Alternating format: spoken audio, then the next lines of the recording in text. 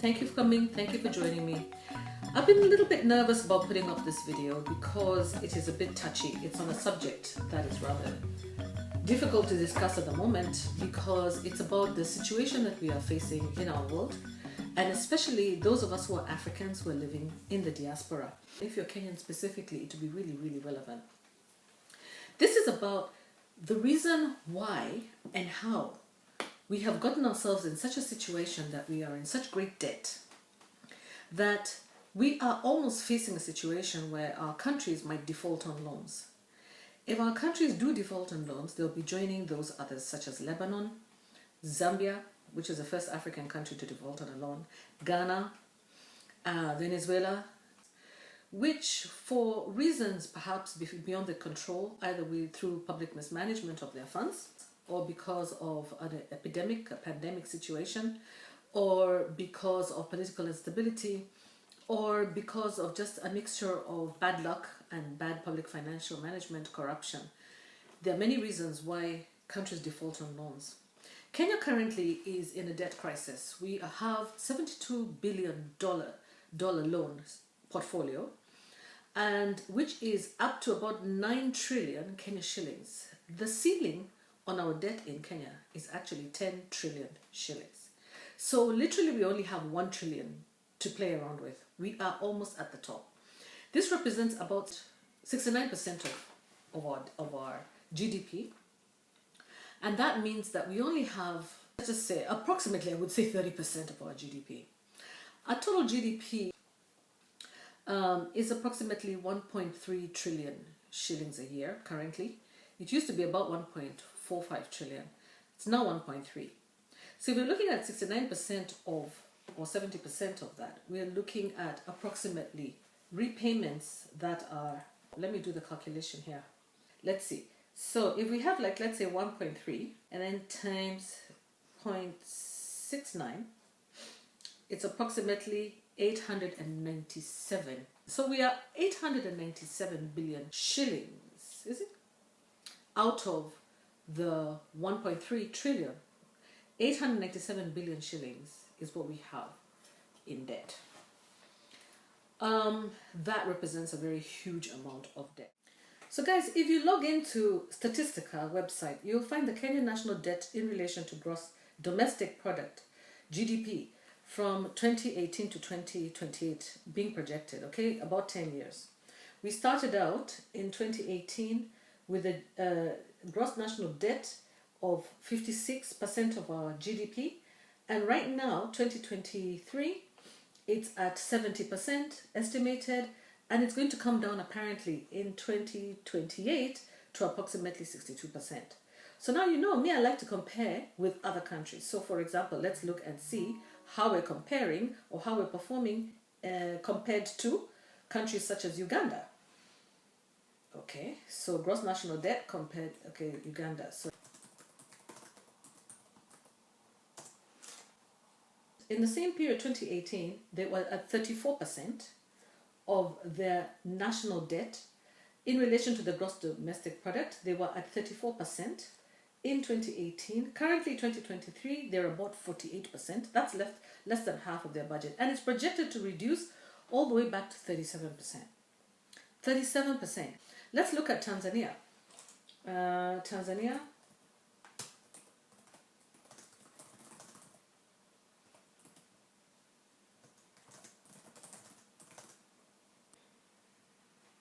For Tanzania, they started out at 40%. Currently, they're at 42%. Think about it. And they're projected to go down to 36%. So let's go back to our Kenya.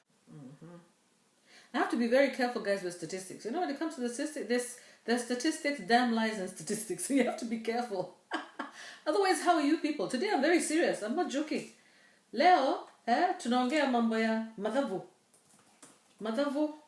We are talking about things that many people don't like to talk about, which is statistics. But you know, I never used to really like it until I realized that a lot of information is hidden behind those numbers. We're not doing well as a country at all, and we need to look at the situation and just be honest, you know? Yeah? So, our debt to GDP started at 56% in 2018, is going to 70%. Now, can you see how serious it is, guys?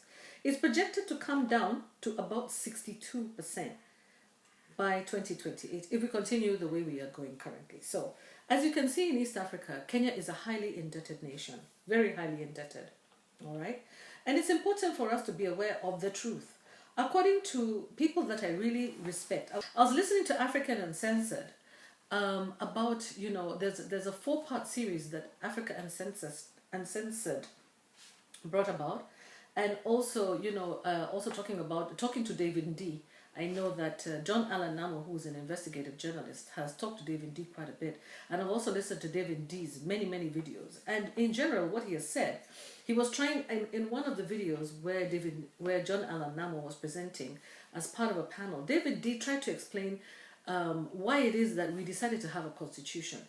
The constitution that was promulgated, the new constitution which was promulgated in 2010, what he says is that what we inherited was an administrative system, and from the original colonial government, which was, you know, led by the UK.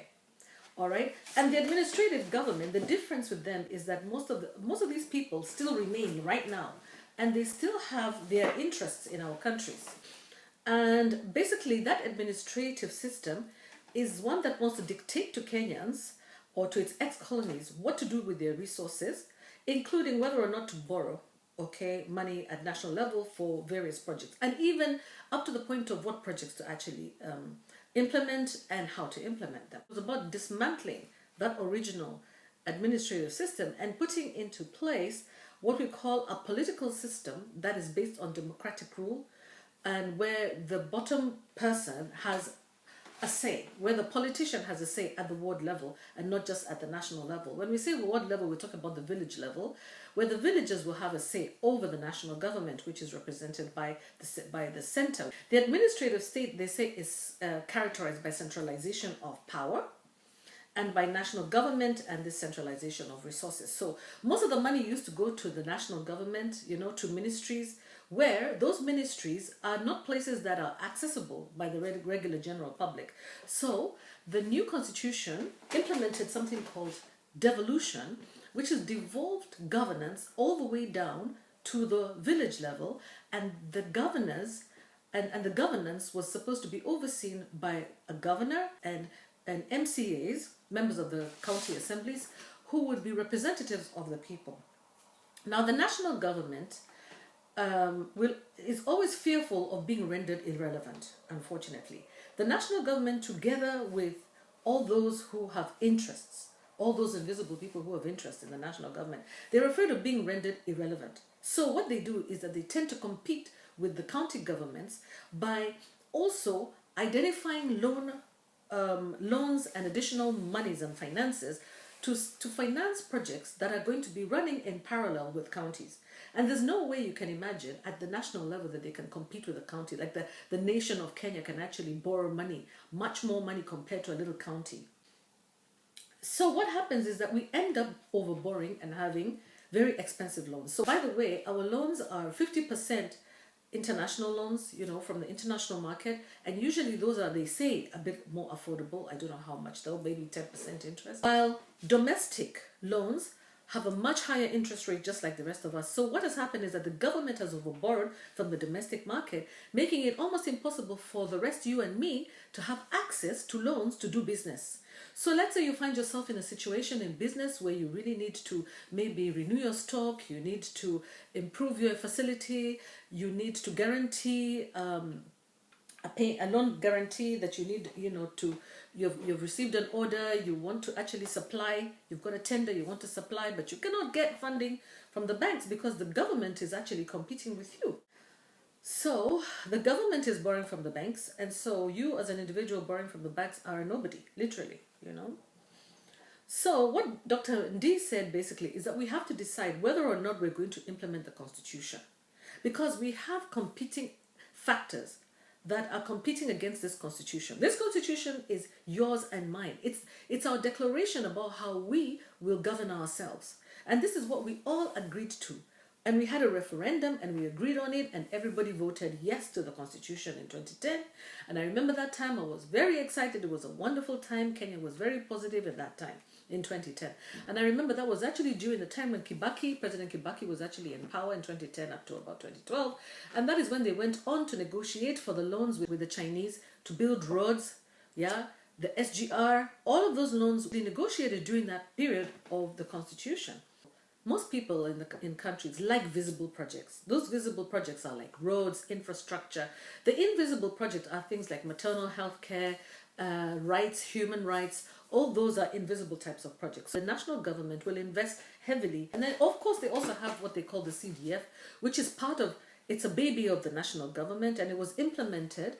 The county development funds were actually part of the national government's way of financing or helping to finance the counties as a stopgap measure while the counties actually get into the process of creating their own projects and bidding for funding for their own projects, okay, with the government. But all I know is that the CDF was actually part of the national government activities in each of the counties, and they would decide whether or not they would release funds for specific projects in each of the counties. Unfortunately, the national government has been accused of frustrating devolution attempts, devolution of services to the ground level, to the ward level. We are frustrated at the health service delivery, frustrated at the local infrastructure, like dispensaries and things like that. So the way that they frustrate them is to delay funds or not even approve the funds. So these services at the ward level start to collapse. And unfortunately, if they start to collapse at the village level, the villagers know exactly where the governor lives because he lives right there in the village, you know. So the governor starts to get a bad word. But unfortunately, what happens is that now let's go back to how the fact that how we got ourselves into this and what that means for us. So what happens is that because Kenya is a highly indebted nation, because as I showed you, we are at almost 70%, okay, debt to GDP ratio is of our total income in the country every year. Okay, so what happens is that majority of the money goes back to financing very expensive debts because the government doesn't want to be in receivership. So what happens is that the government is doing its utmost to make sure that it doesn't default on loans, and therefore the government is going to prioritize repayment on the loans over payments of salaries for anyone, over development projects for anyone, over dispensaries and health and electricity and services to the country. So something has to give, something has to be kind of sacrificed in order for something else to work. And one of the things the government has refused completely to do is to allow the country to go into default, which I can understand. Nobody wants to go into default because if you do go into default, it means that you won't be able to access these loans. They'll be very expensive for you to access. You'll have a very bad reputation. We are at Moody's, I think B minus. That is where we are. You know, that is how we are rated by Moody's. What is B minus and what are these ratings? The B minus system, apparently, the credit ratings apparently fall into broad categories, okay? And these categories are, for example, we have within understanding the B's, okay? The B's refers to letter gradings. They are purely based on perception and they are qualitative indicators. They are based on perception and how people think about your willingness to pay and your ability to repay the loans. So basically Moody's uses the B ratings, okay? And so there's also the S&P and the Fitch, which use the B minus rating. Currently Kenya is rated at B minus, whereas Tanzania is rated at B+. So what that means is that Tanzania is considered to be a more favorable investment climate compared to Kenya at the moment in terms of our ability both to pay the loan and our willingness to pay the loan. Yeah, we are rated so low. And that affects the investment market. And this is the reason why you're seeing so many investors fleeing the Kenyan market because of things like these kinds of ratings that we have. Okay, because we have a potential to actually default on loans if we're not careful. Yeah.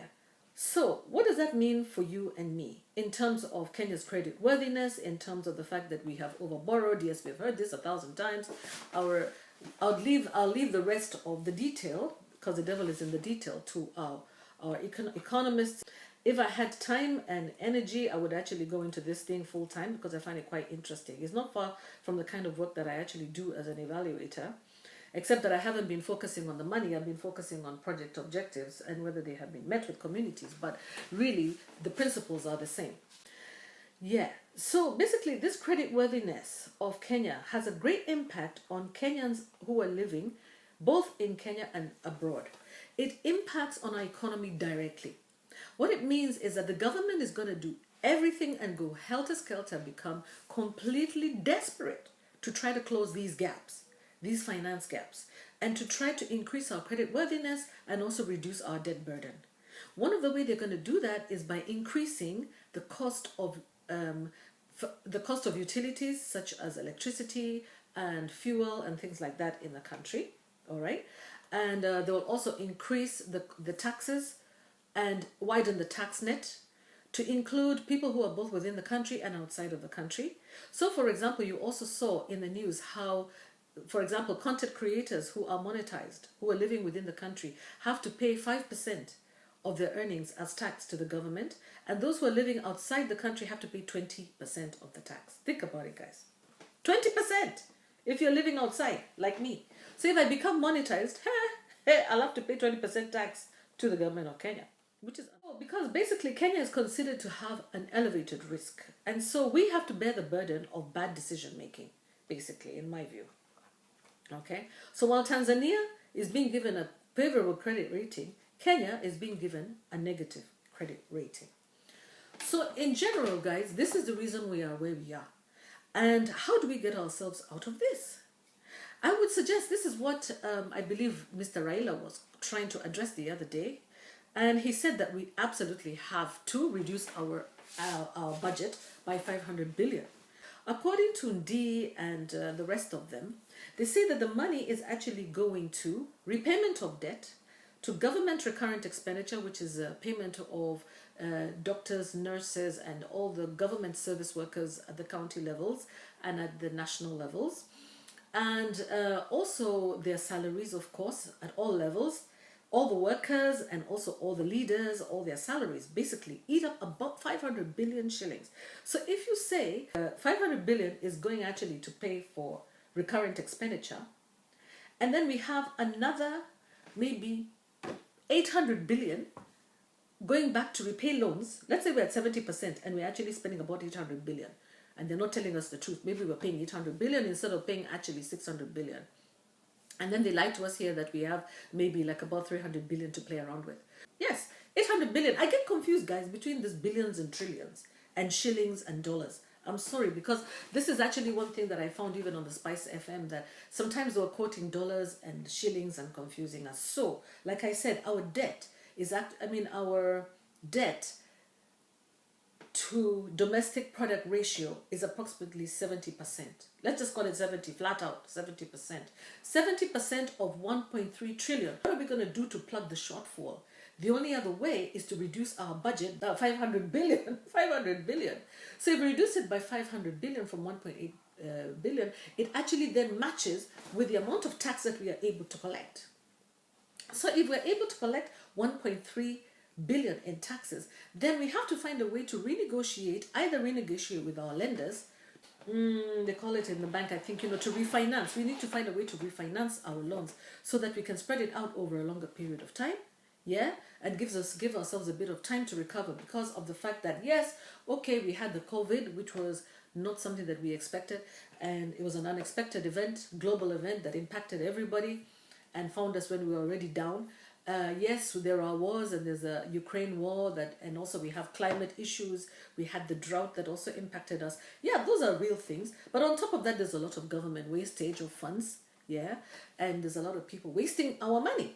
So what we need to do is that we need to close this gap. We cannot be having a budget that's bigger than the amount of money that we're actually collecting, because what that will do is that's going to pressure the government to try to collect more taxes from the same people and make us all very uncomfortable and see the kinds of things that are happening at the airport, where even people's personals are being, taxed, literally lifted out of boxes and taxed, when we are harassing tourists. We can't get to that point, guys. We cannot get to the point that we're saying that we're going to tell Kenyans that they're going to have to pay 1 million shillings, $10,000 really, which is about 1.2 million or 1.5 million, to pay for each child's citizenship, or pay $200 as in visa fees for each child.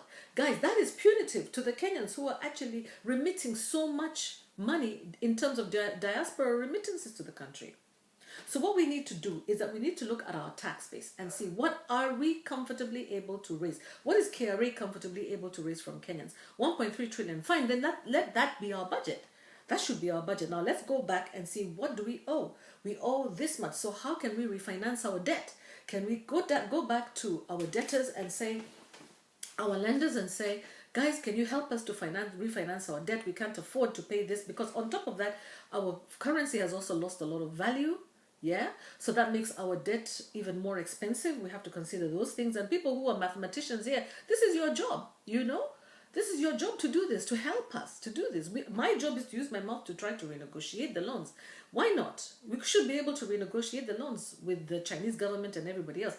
After all, there are countries that have a GDP to debt ratio above 100%, such as Japan, believe it or not. America is probably higher than Kenya by far. How are they surviving, guys? Yeah? So what I say is that it's not the end of the world. I feel that we can still find a way to save our country, because I feel that those infrastructural projects have been, on the whole, a good investment. But what we need to do is to try to find a way to attract investors, private investors into the country, so that they can make use of those railways.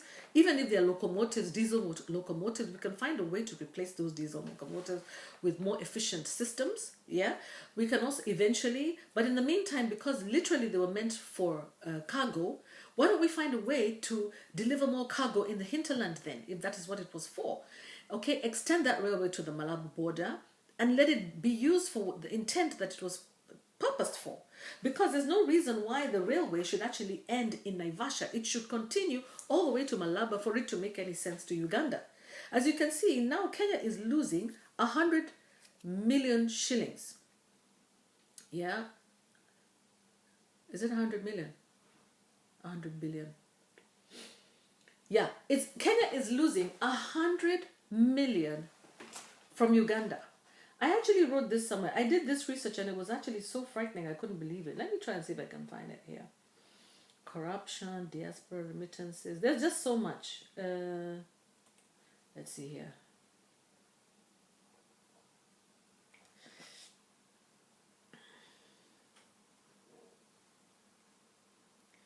Now, this thing about the SGR is very complicated, you know.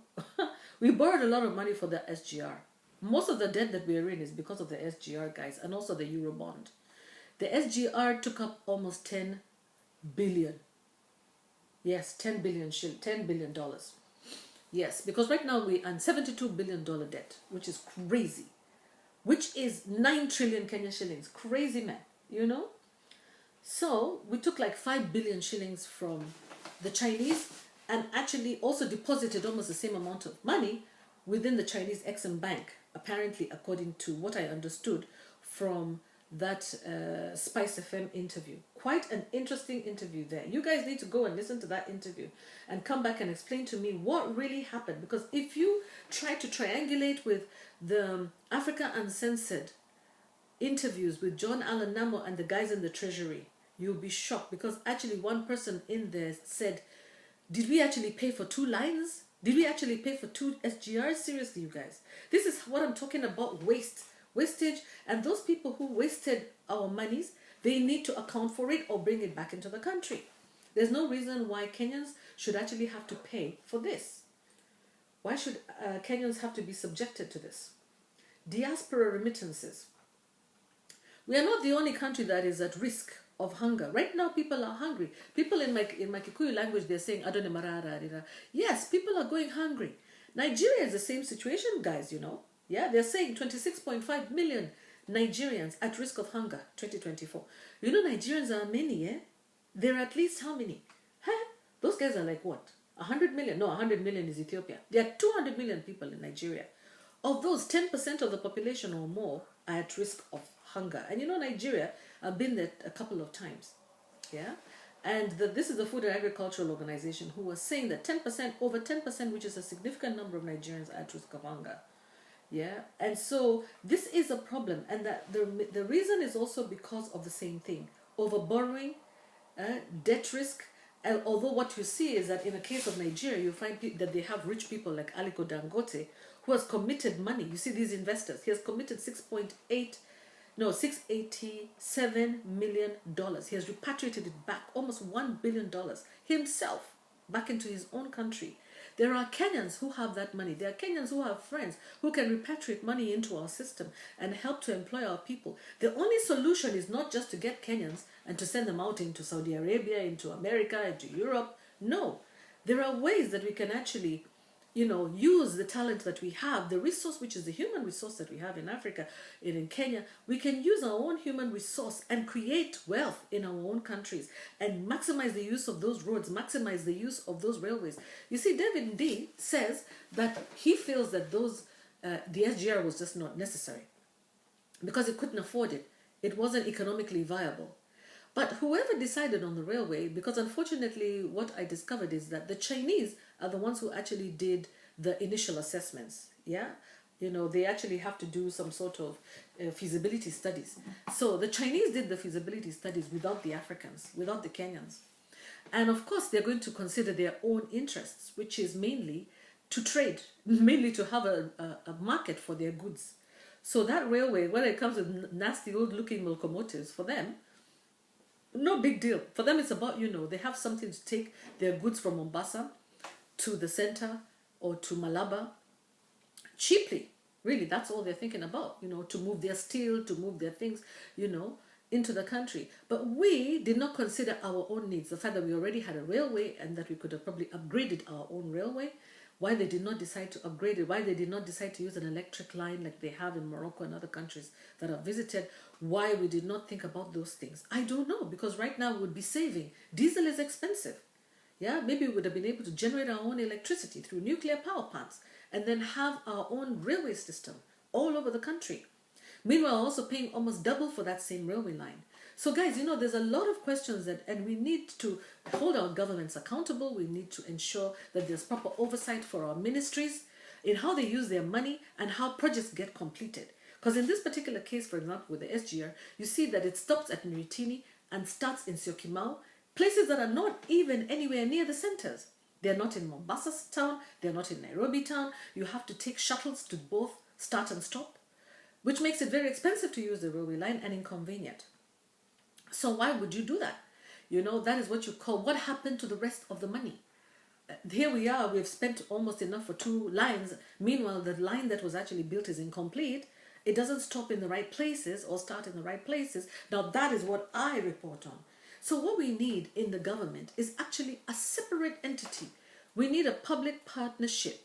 We need a public-private partnership, the government with private sector. Private sector, people like me can go out there and do monitoring and evaluation of activities of the government and give private reports to the government. Give private reports to the leaders in the government who are being, hoodwinked that everything is going well when it's not. Yeah?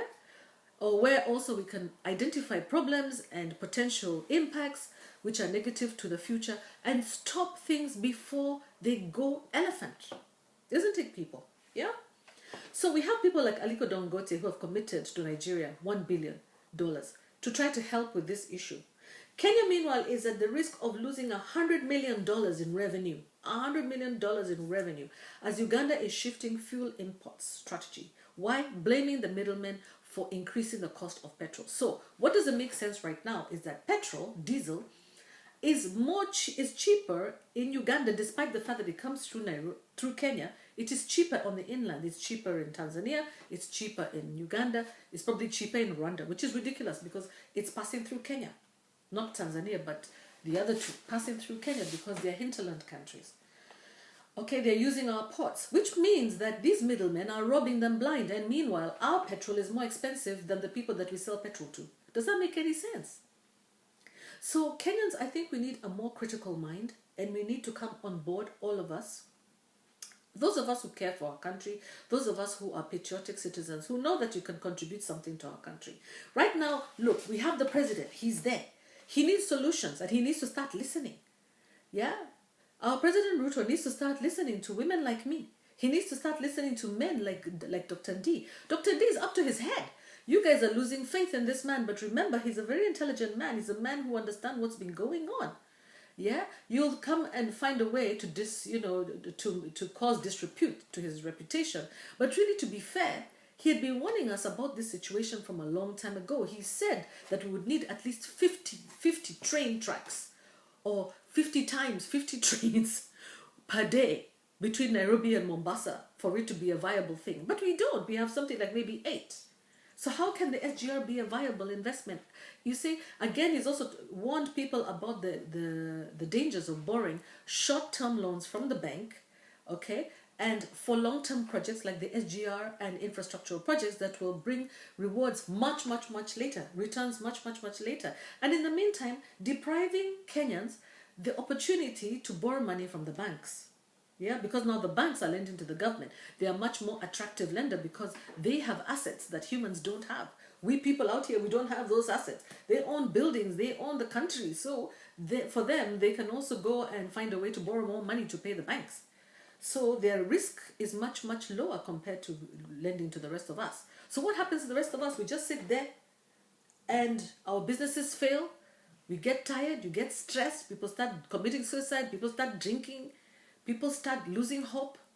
People start mandamanos. They get upset. So this government needs to understand that this budget is so important. It has a security risk. It has an important economic risk. There's a security risk with it. There's an economic risk with it. There's an emotional, psychological risk with it. There's a mental health risk with it. There's even a risk of losing your own sovereignty as a country in case you were to go and default. Where now you have to start looking at the other resources that you have and say, okay, we'll give you gold and diamonds and all the other things that we have. Tea and coffee, just take it free, just take it. Yeah, what else do you want? Yeah, we start giving you all our minerals for free. No, guys, we should not get to that point. There are solutions. We need to definitely reduce our budget, which means that, yes, it will take us a little bit longer to probably get to where we're going. But in the meantime, we live with what we have and reduce the taxes to Kenyans so that Kenyans are not, Kenyans are not strangled. Kenyan businesses are not strangled by the taxes. Stop taxing Kenyans. In fact, let it be almost like Dubai. Let people come in. Let not even Kenyans, internationals, let them come in. Give them a waiver. No taxes for the first 5 years of business. No taxes. While you're setting up, no taxes. And then for the next 5 years, you pay half the amount of tax. And then after that, you go into paying full taxes for the government. Let the investors come into the country. They are the ones who are going to create employment for Kenyans. Yeah? It's simple. Very simple mathematics. And living out here in the UK, I know there's plenty of people who have money. I do a crazy job in this country, which is cleaning homes. And some of the homes that I clean are people who are wealthy or well-connected. And apart from those where I clean homes, they're well-connected. There are many people who have ideas, things that they want to do. When I was in Mombasa, there was somebody who had actually come in to start a recycling plant. And he had started. These are people who want to come and do recycling like the Swedish. The Swedish are big recyclers. They're environmental. They need the plastics. They need all those things. They actually need people to collect all the plastics and ship them over to Sweden so that they can create things, with that plastic. That can create jobs for so many people who are unemployed. Yeah? There are so many things that one can do if you just let Kenyans think. But don't strangle Kenyan businesses, because that is a way to strangle your own government. And in the meantime, please allow Kenyans to visit their families. It's important for our mental health. Extremely important. Don't give us stress, because many Kenyans and many foreigners, and even the foreigners who are coming to visit Kenya, they're coming to take a break in the sun, a place in the sun. It's cold outside here. We need a break. So don't give people stress at the airport. Let us just go through. I loved the JKIA. I used to love going through the JKIA. It's a lovely airport to go through. No matter what strange things people are carrying in their bags, as long as it's not weapons and it's not illegal, let them go through, please. Yeah? Do not harass anybody. Welcome people the way we know how to welcome people in Africa. Let's continue to be a welcoming nation. Yeah, because we have so much to give. People have invested so much. Investors invested so much in tourism. And it's one of our main income earners right now. I could say a lot more, guys, but I won't, because there's only so much I can say before I lose you all. For those of you who have stayed with me to the end, thank you so much for subscribing to African Queen Mo, Cardiff. Sometimes we talk academics and sometimes we just talk fun. This time it's an academic talk. It's actually a talk about our politics, because politics affects you and I. And it affects our quality of life. It also affects those people who would like to visit Africa. It affects those people who are from Africa, and it affects us. So let's just see how we can find proposed solutions to the problems that we have in our country and get our president and leaders to listen. For once, I hope they're going to listen and take this seriously. Thank you very much, guys. Take care. Bye-bye.